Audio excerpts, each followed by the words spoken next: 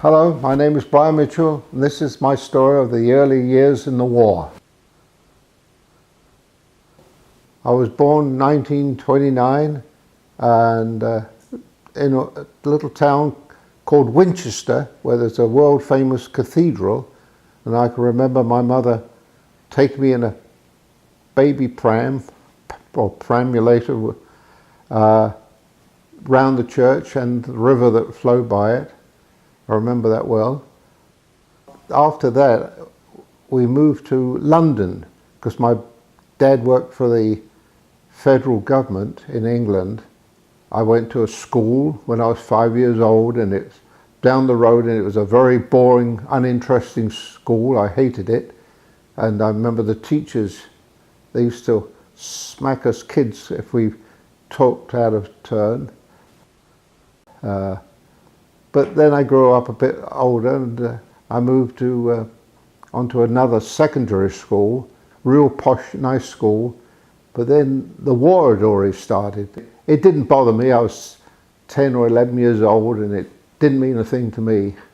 But then the bombing started, and Germans started bombing us early 1939, but mostly in 1940. That's when the bombing really came. It was a big school out in the open, so they built air raid shelters for us kids. And we had to go down there every time the siren went off, and we'd spend a lot of time in the air raid shelters.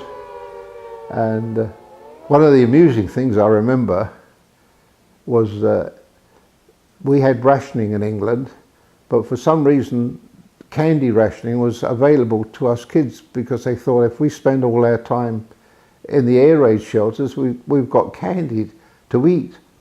So every time us kids, the sirens went off, we said hooray, because we could eat candies, and we knew we'd get more replenished the next day by our parents.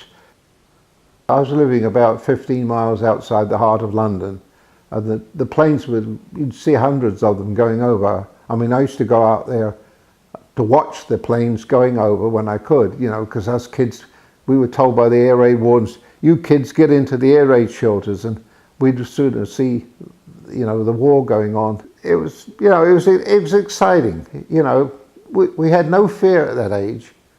I've got to remind myself that I did something really stupid. My house where we lived before we were evacuated, we lived in a little town called Sidcup, and the house backed onto a golf course. Well, on the golf course, my friends, boyfriends and I, we used to play there a lot.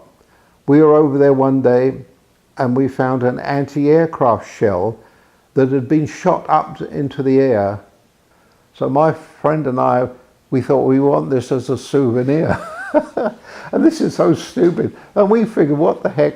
It had been shot into the air. It had crashed down through a house or an old building, and it hadn't exploded, so it was perfectly safe.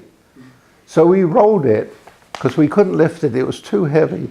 And we rolled it for about 200 yards, and we found there's a little stream running through the golf course, so we hid it there, thinking it's going to be the best souvenir we can have.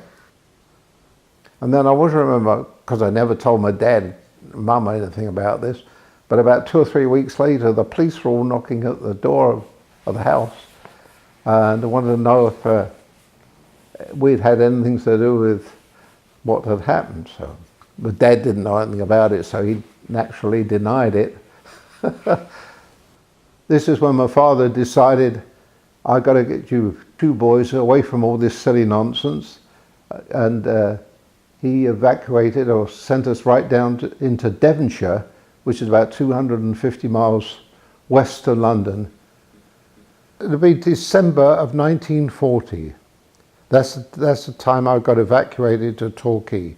Well, yeah, well, there'd be the crying at the London station as we got on the old steam train, and didn't want to go, you know.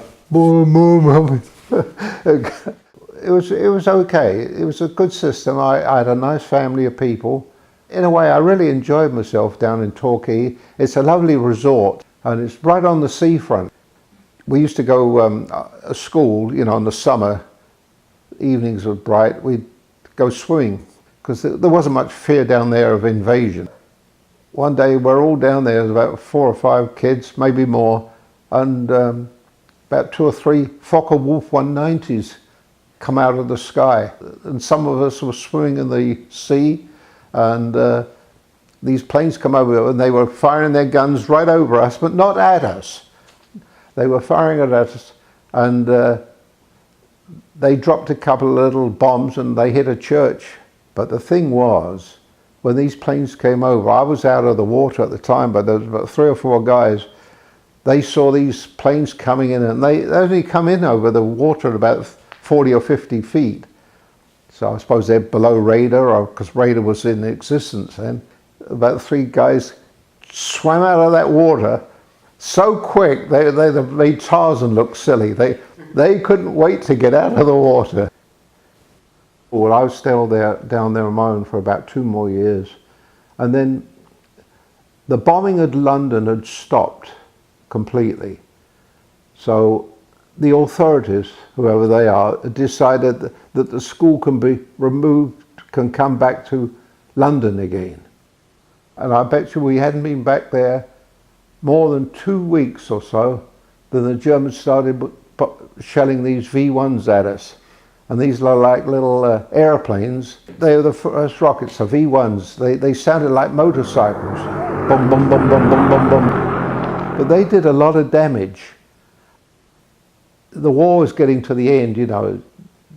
It was just a question of when peace would be signed.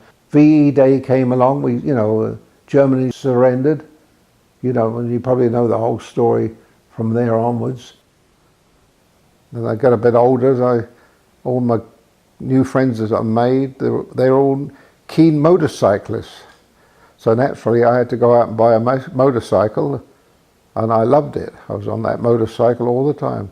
I think that was my first love. And then I stayed in England till 1952, and I'd met a sweetheart, and we got engaged in England, and I emigrated to Canada, and she joined me in Canada, and we got married in Canada, and the rest is not history. It's all, I think everybody knows everything from there on.